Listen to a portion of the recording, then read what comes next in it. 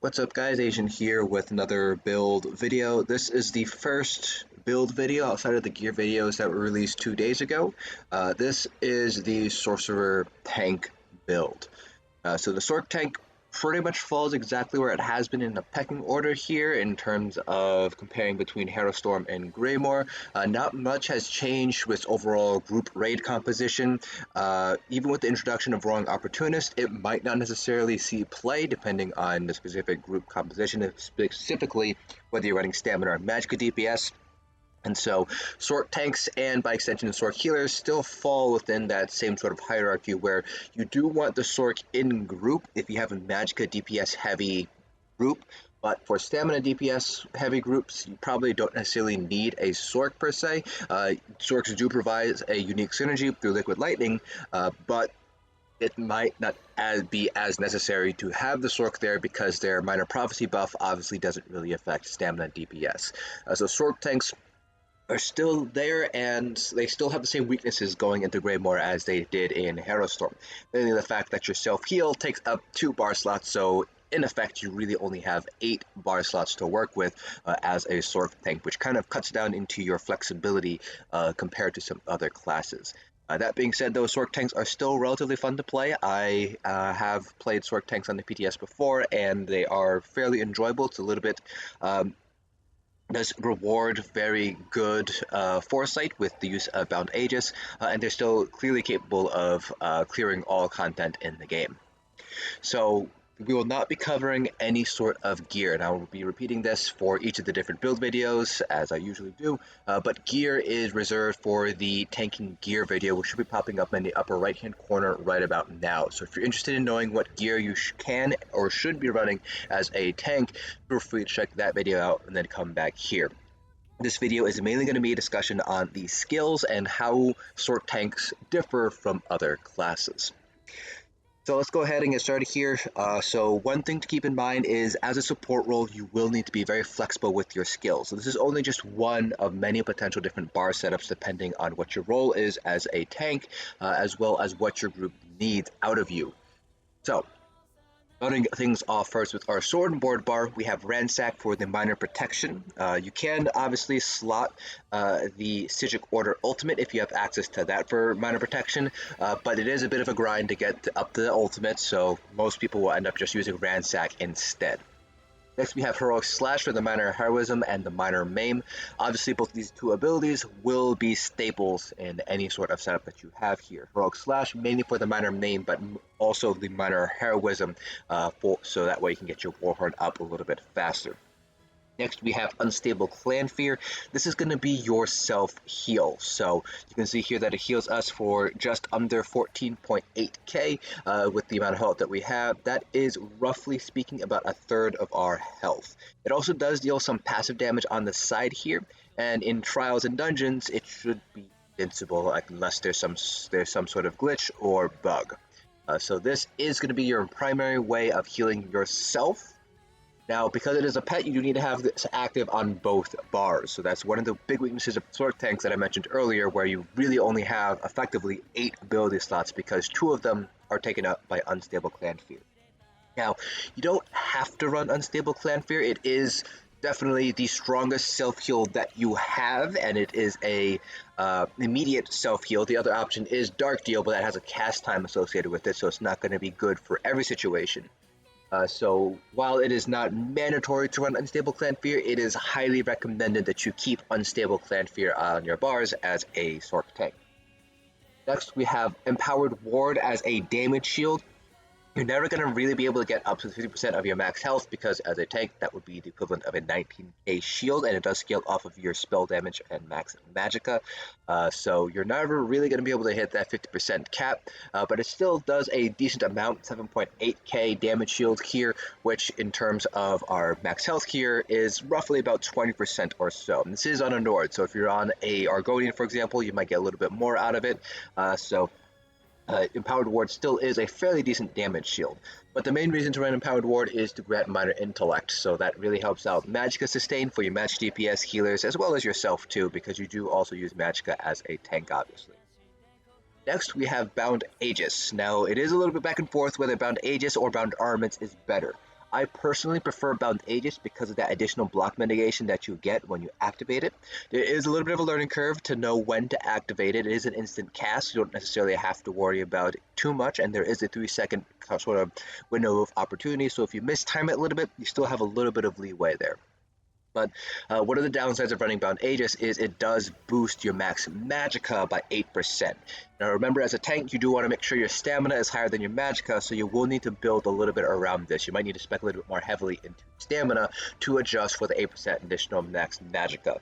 Not that big of a deal for Nord or Imperial because you guys don't have any sort of magicka passives, but for Argonians and Dark Elves and other classes that might have max magicka as part of their racial passives, it is something to take into consideration here between Bound Aegis and Bound Armaments. Bound Armaments gives you the additional max stamina, but you do not get the ability to increase the block mitigation by activating it. You also end up losing the minor resolve. Resistances is not that big of a deal, so losing minor resolve on Bound Armaments is not a huge deal. It's mainly just losing out the additional block mitigation that might make or break it between Bound Aegis and Bound Armaments for you.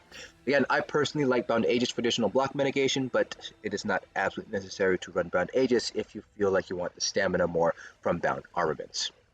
For Ultimate, you have a little bit of flexibility here, but I have a Reviving Barrier for additional 10% Magicka regen from the Alliance War support tree. You can get up to 10% for each support ability you have slotted, so Reviving Barrier does obviously count for that. On our back bar, this is the Lightning Staff, Ice Staff, or Bow Bar. You have Inner Rage. This is your ranged taunt here. Next we have Balance. This is for our Magicka Sustain as well as our Major Resolve buff. There are other ways to get Major Resolve, but Balance is probably going to be the best way to do so because you also get some Magicka Sustain back as well. Next we have Unstable Clannfear. You gotta double bar this because it is an active pet. Now in terms of flex spots here, you have 2 spots remaining, so it really depends on what you need. If you need some stamina sustain, you can run Dark Deal. There is a cast time of 1 second associated with it, but if you don't need the additional sustain, then you're better off running Elemental Blockade or Endless Hail here in order to help proc your backbar enchant. Then we have Energy Orb. If you're running Symphony of Blade, you do need a way to heal other people, so Energy Orb is going to be the best way to cover the entire group. With the changes to orbs that were made a few patches ago, you just need to cast this once every 10 seconds, so it's not actually that big of a drain on your magicka as it used to be in the past. On top of it being able to proc Symphony using Energy Orb, it also is a fairly decent heal, and you obviously have the Combustion Synergy, which helps restore magicka and stamina back to help out overall group sustain. Then we have Aggressive Warhorn for the Major Force buff. So again, Sorcs don't really have a lot of flexibility when it comes to bar spots here. You can swap out for a damage shield. Obviously, you can take Outbound Aegis if you don't mind missing the additional block mitigation. But on both bars here, you pretty much have 3 abilities you need to keep. So that's Unstable Clannfear, Heroic Slash, and Ransack on your front bar. On your back bar, it's Inner Rage, Balance, or whatever your source of Major Resolve is, and Clannfear again. Leaves only 4 flex spots, 2 on each bar, which is not a lot of flex spots here for a Sorc tank, especially if you consider that some of these abilities are very, very important, or at the very least, there's a very large incentive to keep these on your bars, so not a lot of flexibility here with Sorcs. But for the few flex spots that you do have, here are a couple of skill options that you have toolkit. First, as an ultimate, Absorption Field is actually a pretty decent healing ultimate. Doesn't really provide any sort of group DPS, obviously, because it doesn't deal any damage, just heals people, but it is still a very strong heal, even as a tank. So for progression groups, it might be useful to have Absorption Field. It also stuns enemies too, so for dungeons particularly, Absorption Field is very powerful because if you can group all the enemies together and just drop an Absorption Field, they're basically standing there for 12 seconds while your DPS are able to wail on them. Now the stun does not affect what are called elite enemies, so for those of you guys who are playing with the base game UI, the fancy health bars, it will not stun those guys, but it will also remove any sort of AoE effects, so your DPS can pretty much stay within Absorption Field relatively safely if you have it down. Next, for an AoE hard CC, you have Restraining Prison. This does go in front of you, and it does cover a little bit more of a wider area than Talons does on a DK. So it's actually pretty decent as a hard CC. You'll also gain Major Vitality as well. A little bit of an additional bonus there from running Restraining Prison. Under the Daedric Summoning line, there's not much here to talk about. You could run Greater Storm Atronach for the Major Berserk, but generally speaking, running Warhorn is going to be a better use of your ultimate. Under the Storm Calling line, Hurricane is going to be your class way of getting Major Resolve. Hurricane also grants you Minor Expedition as well, and it also deals damage. So it packs a lot into a single ability. So if you feel like you don't need additional magic sustain from balance, but you still want the Major Resolve, you can run Hurricane instead. If you want a little bit more movement speed, you can run Boundless Storm instead. This lasts longer. Still get the Major Resolve, but you, instead of gaining the Minor Expedition for the full 15 seconds, you get Major Expedition for the 4 seconds instead. If you want another way to heal people, you could run Power Surge. Now, the problem with running Power Surge is it procs off of critical heals. Now, it does proc off of critical self-heals, but because it does require you to basically critically heal people, it's not something I would typically recommend a tank to run. You're typically better off running something like Energy Orb for a group heal instead.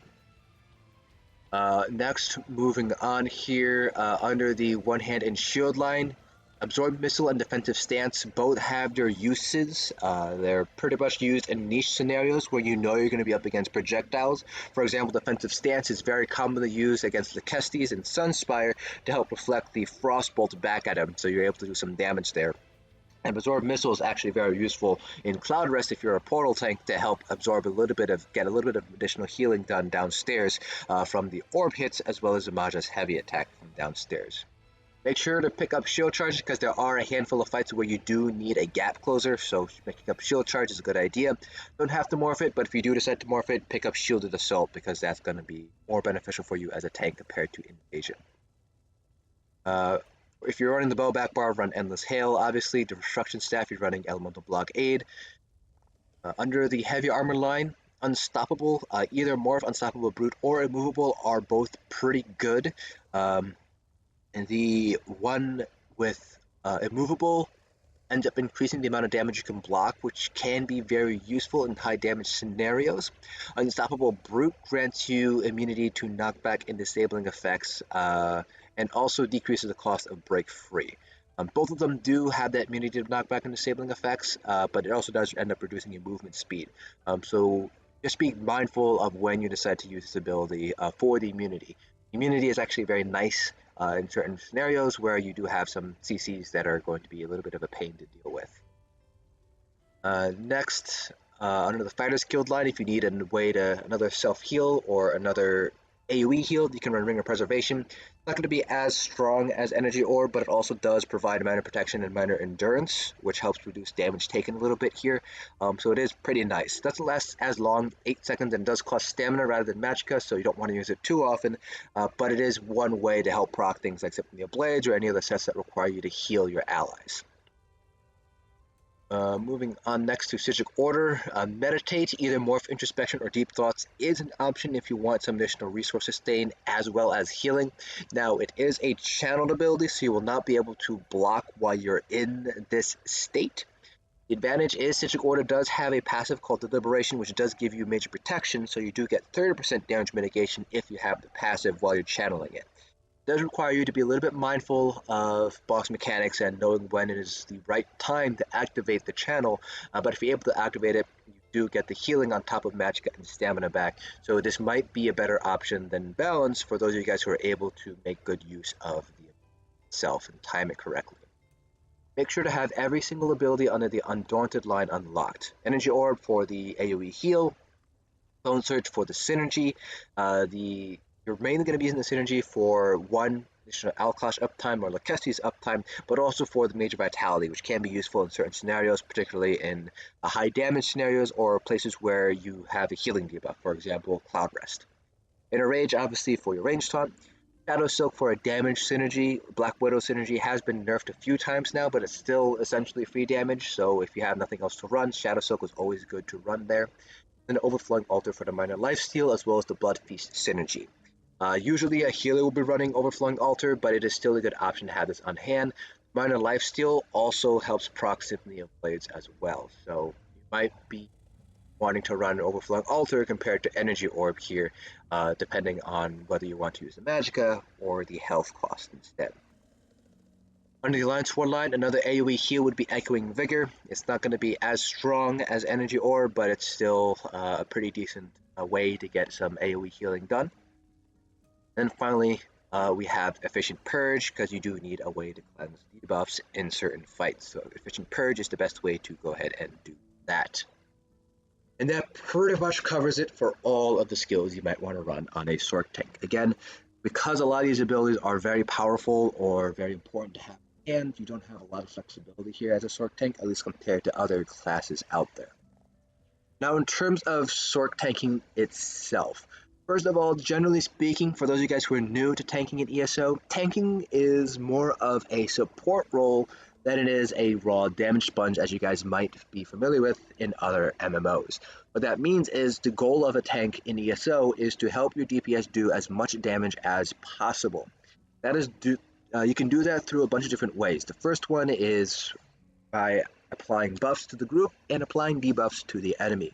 So things like Perfected Claw of Yolnahkriin, for example, applies Minor Courage to the group, which helps improve overall DPS by increasing weapon and spell damage. Likewise, you have a set like Alkosh that applies a resistance debuff on the enemy, so DPS don't have to spec as heavily into penetration, allowing them to spec more heavily into damage CPs rather than into piercing or spell erosion.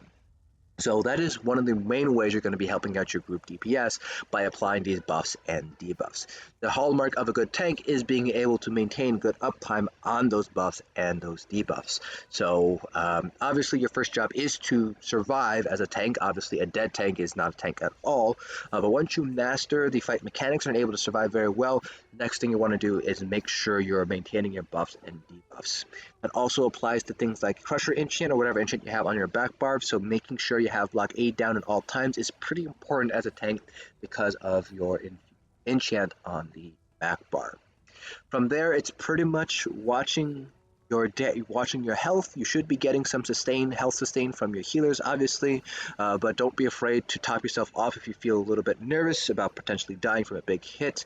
Remember that Sorc tanks do have Bound Aegis, so if you anticipate a heavy hit coming in, you can proc Bound Aegis. It is an instant cast, so you can block cast it, and you get the additional block mitigation for 3 seconds. For example, on the Warrior, if you are not as confident in your healers to heal you through the channeled swipes, you can activate Bound Aegis while you're blocking the channeled swipes in order to get the additional block mitigation, so that way you're taking less damage overall. Sorc tanks in general, definitely have a little bit of a harder time with sustain, just because your main source of stamina sustain does have a cast time associated with it, so you're more likely than not going to be using heavy attacks on your front bar to sustain your stamina. So Sorc tanks do have a little bit of an issue with sustain here and there, but generally speaking, Sorc tanks are pretty useful overall when it comes to mitigation, just because of Bound Aegis there. That's one of the main differences with Sorc tanks. One is the difficulty of fitting in all the abilities that you might need, but 2, you have a little bit more block mitigation than some other classes. Now, in terms of raw mitigation, other classes can match you. For example, Nightblades have pretty good mitigation, but generally speaking, in terms of block mitigation, pure block mitigation, Sorcs do stand out among the other 5 classes. But generally speaking, if you guys want to know more about tanking, I definitely recommend checking out some of my tanking streams on the Streams Archive playlist. I mainly play a DK tank, but the playstyle that you see I run as a DK tank can pretty much be directly applied to a Sorc tank as well. There are also other streamers out there that also play Sorc tank. For example, I know Nephis has videos of Sorc tanks in action, so feel free to check out Nephis's videos on a Sorc tank as well. The best way to learn how to play a tank is actually watching a tank in action, so I do highly recommend checking out Nephis's Sorc tanking videos when you guys get a chance to do so.